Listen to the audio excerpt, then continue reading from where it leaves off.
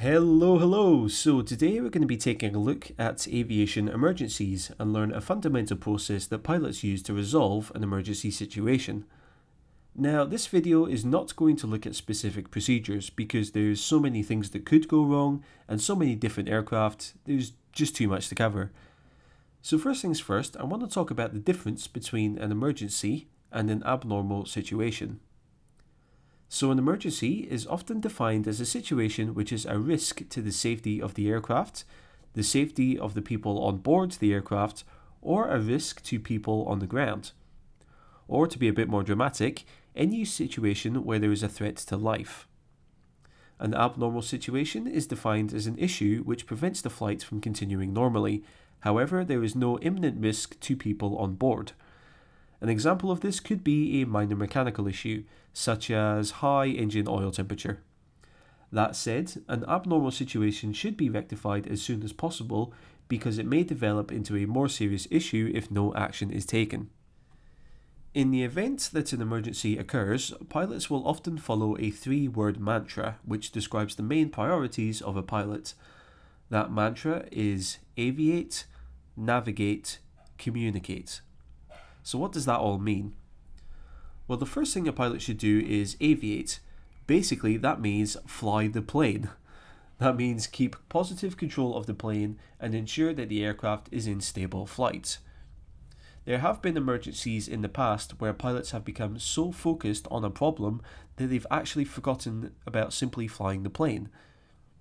In a multi-crew aircraft where you have 2 or more pilots, it's common nowadays for one pilot to take control of the plane when an emergency occurs. That pilot's main focus is ensuring that the plane is in stable flight, so they ensure that the aircraft's speed, attitude, and altitude all remain within the limits of safe flying, while the other pilot focuses on troubleshooting the issue. The next step is to navigate. So that means that both pilots need to understand clearly where they are currently and decide where they want to go and develop a plan of how to get there. Often in an emergency, this would involve the pilots selecting a suitable airport to land at. In the event that a plane could not fly to an airport, this may involve selecting a suitable location to perform an emergency landing. So a pilot would look to identify a flat, open area, such as an open field or open water, rather than landing in a populated area or a forest, for example. The final step is to communicate. Once a pilot has assumed positive control of the aircraft and decided what they need to do to resolve the emergency, they will promptly communicate with air traffic control. A pilot will make a Mayday Call over the radio, and they repeat the word 3 times to make it absolutely clear to anyone listening that there is an emergency. So they would call out, Mayday, Mayday, Mayday. During a Mayday Call, the pilot will also give several additional pieces of information. This can include the aircraft's call sign, so air traffic control know which aircraft is in distress, the aircraft's type, so they know what type of aircraft it is, the nature of the emergency, so what the problem actually is. The pilot will also announce their intentions or requests, so they will say, we want to go to this airport or we would like to go to that airport. The pilot will also give their current position, heading and altitude. Normally, air traffic control will have this information already, but if the pilot is flying in uncontrolled airspace, then they would announce their current position. They will also give the number of souls on board, so how many people are on board the aircraft. They will also announce the amount of fuel which is on board, and this is often measured by the amount of time that the plane can continue flying. So a pilot will not say we have 3 tons of fuel on board, they will say we have 3 hours of fuel on board. And they will also give any additional information which might help air traffic control or ground crews or emergency responders on the ground. So for example, if the aircraft has hazardous cargo, that's worth noting, or if it's a medical emergency on board the plane, the pilots may be able to give more detail about the patient's condition so that paramedics can give more appropriate treatment once the plane lands. Due to the urgency, a pilot may miss some of that information for the sake of brevity. An example of a Mayday call would go something like, Mayday, Mayday, Mayday, Speedbird 123, we have an engine fire, request immediate return to Heathrow. So air traffic control will begin to provide assistance and then seek to obtain the rest of that information later on. Air traffic control will give that aircraft priority treatment. For example, they will give direct instruction to the plane to get it back on the ground as soon as possible, rather than have the aircraft fly a full instrument approach procedure, for example. This will affect other aircraft and they may be delayed while ATC take care of the emergency. They will also pass on information received to the emergency responders on the ground so that they can coordinate their response once the plane lands. This will most often involve the airport fire service, who may also include the local fire services, paramedics or police. Now, there is a separate radio call if a plane experiences an abnormal situation which is less significant than an emergency. If a plane cannot continue a flight normally, but there's no imminent danger to the people on board, they will often call pan, pan, pan.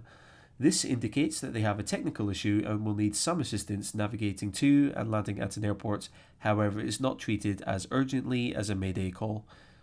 So rather than me trying to demonstrate this aviate, navigate, communicate response to an emergency, I thought it would be better for us to look at a real world emergency which was resolved successfully. And a perfect candidate is US Airways Flight 1549. This accident, which became known as the Miracle on the Hudson. This is the flight which experienced a bird strike shortly after takeoff which damaged both engines. Without any engine thrust, Captain Chesley Sullenberger and First Officer Jeffery Skiles performed an emergency landing in New York's Hudson River, where all passengers and crew deboarded and everyone was rescued by nearby ferries. So let's look at this accident in detail and let's look at how we can relate it to the aviate, navigate and communicate phrase. What you can see on your screen at the moment is the official NTSB animation representing the accident and emergency landing. I've put the link to this video in the description if you'd like to watch it yourself. Okay, and here's the video here. So what I'm going to do is I'm just going to play this forward a couple of seconds and just explain what you can see on the screen just now.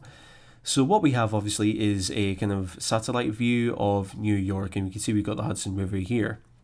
This yellow line represents the plane's flight path. So you've got LaGuardia Airport down here, and you can see that the plane has taken off and made a slight left-hand turn immediately after takeoff and is now climbing straight towards the north. In the bottom here, we've got the aircraft's speed, we've got its altitude, and we've got the local time. Now, there's a couple of additional bits of information you're going to see. Mainly, up in the top left corner, you're going to see the sort of the in-cockpit transcripts of the pilots talking to each other. So you're not going to be able to hear the pilots talking to each other, but you're going to be able to read a transcript of what they're saying to each other. In the background, what you are going to be able to hear is the actual air traffic control chatter. So you're going to hear air traffic control talking to Cactus 1549, which is this US Airways flight, the one which experiences the bird strike. I'm going to hear air traffic control talking to a couple of other aircraft as well. So what I'm going to do is I'm just going to play forward just so you can see what happens. So you can see we've got HOT1, so that's the left-hand seat, that's Captain Sullenberger, his requested flaps up. 70. Every day. New York, Johnny 2760, use 5,000, turning your right to 150. Johnny 2760, climb maintain 10,000. 10,000, Johnny. Okay, so as you can see, we've got the bird strike area has been highlighted there. And you can see Captain Sullenberger, HLT1, notices birds outside of the cockpit and says birds. And then CAM, that's a third microphone in the cockpit, picks up the sound of thumps, thuds, followed by a shuddering sound. So that's obviously the moment at which the impact occurred as the plane flew through a flock of birds, or the birds flew into the plane, whichever way you want to look at it. 2760. So there we've got HOT2, so that's Jeff Skiles, says uh-oh, a perfectly reasonable reaction to a bird strike. And immediately Captain Sullenberger is beginning to aviate, so he's beginning to understand what's happened and diagnose the problem. So he says we've got one rolling, we've got both of them rolling back. So what he means is that he's looking at the engine displays just now and he's noticing that the engines are slowing down. So putting all of that information together in a split second, You've just seen a flock of birds, you've heard multiple impacts against the plane, and now both of the engines are slowing down. It's kind of, the logical explanation is that birds have been ingested into the engines.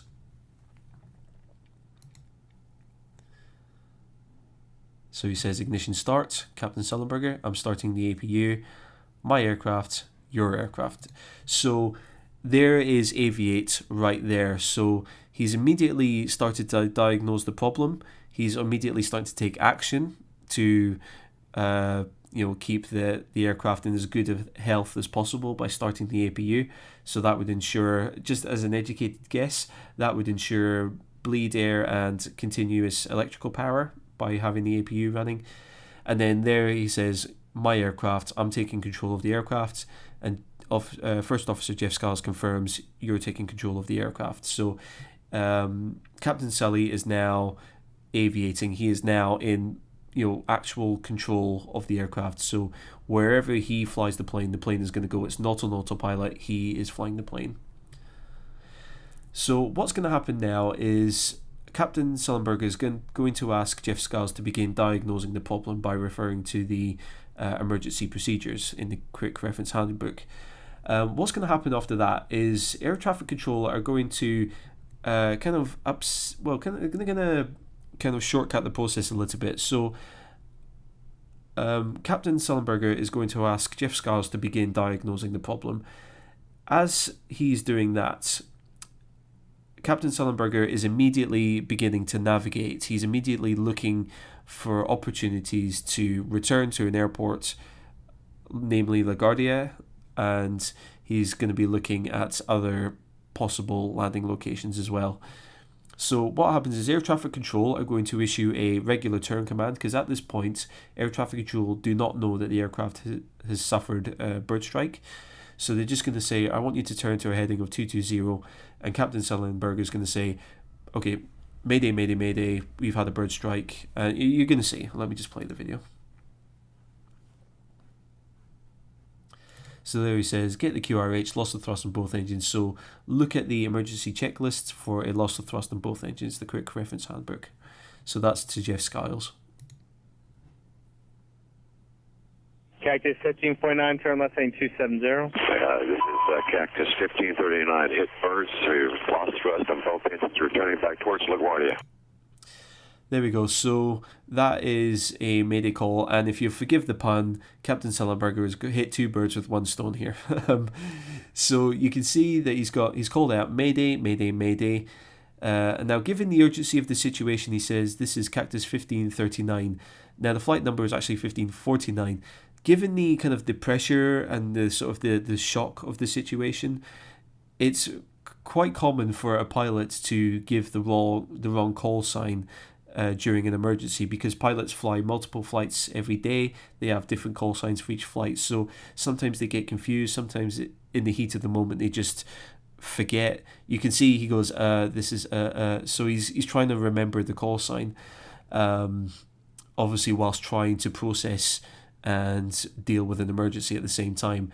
But you can see this is a very brief Mayday call, but it gives all the information that air traffic control kind of needs at this immediate time. So he says Mayday, Mayday, Mayday. This is Cactus 1539. He gives his call sign. The nature of the emergency: we've lost thrust in both engines, or we've hit birds, lost thrust in both engines. And then he gives his intentions, and this is also the navigation part. We're turning back towards LaGuardia. So he's announced his intention, and the navigation, we want to go back to LaGuardia Airport down here. And also, in kind of as that, with that, he's communicated the whole situation as well. So he's kind of got navigation and communication all kind of in one step there.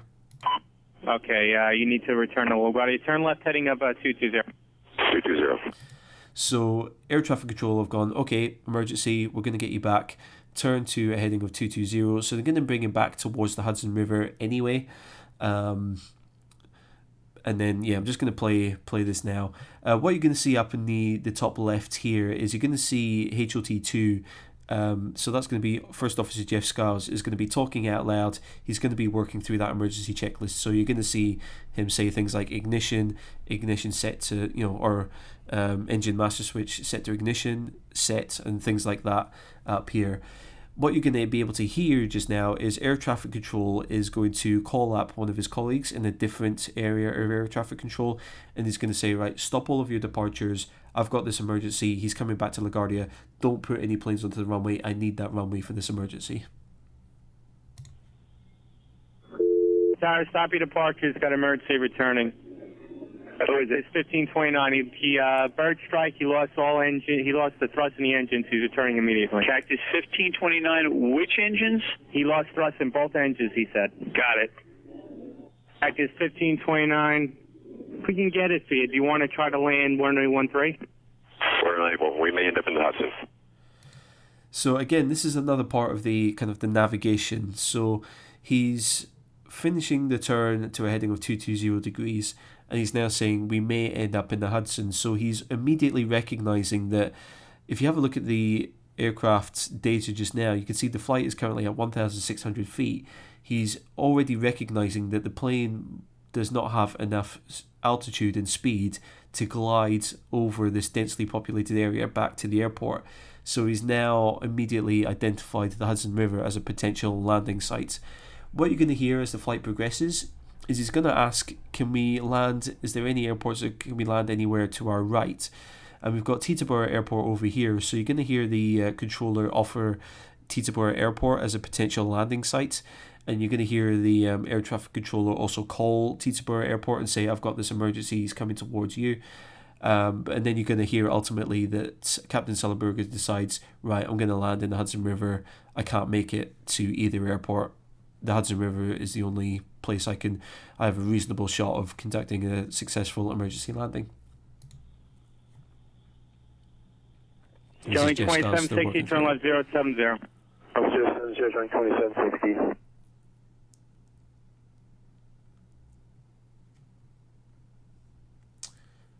So they're just monitoring the engines there. Hi, Cactus 1549. It's going to be left traffic to runway 31. Unable. There you go. So he says unable. So that's Captain Sullenberger recognizing now we're at 1,000, just under 1,400 feet. We do not have enough height to make it safely over this populated area back to the airport. Okay, what do you need to land?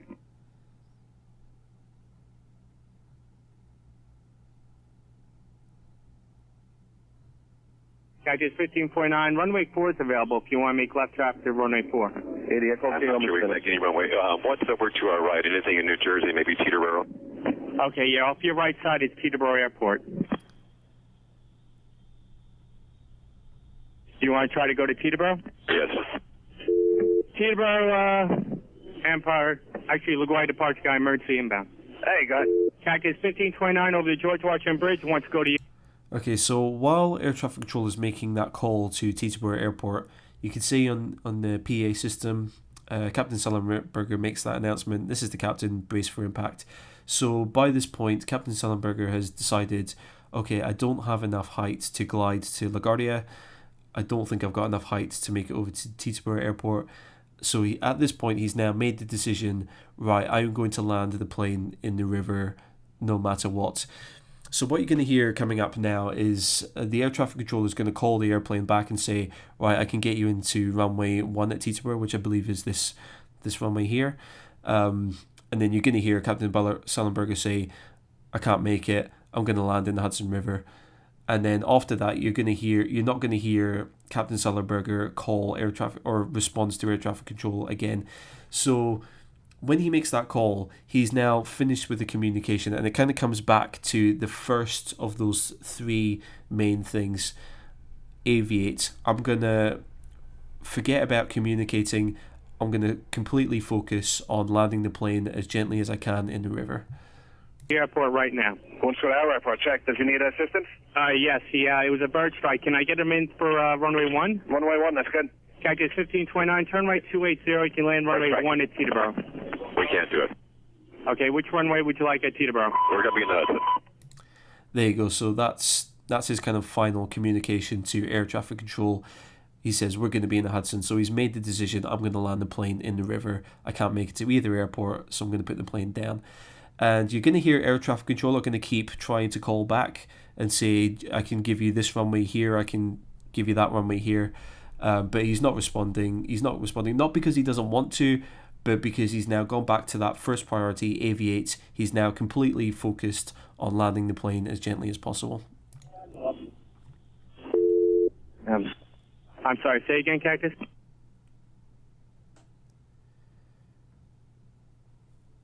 All right.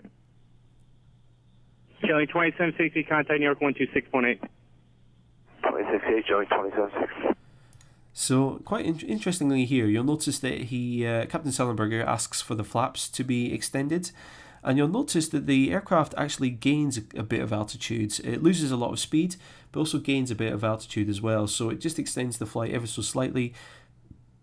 But I think the main priority was to help slow the aircraft down, so that it was going to be impacting the water at a much slower speed.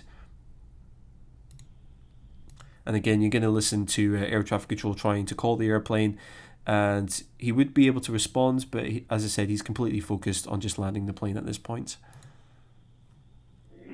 Cactus 15.9, radar contact is lost. You also got Newark Airport up at 2 o'clock in about 7 miles.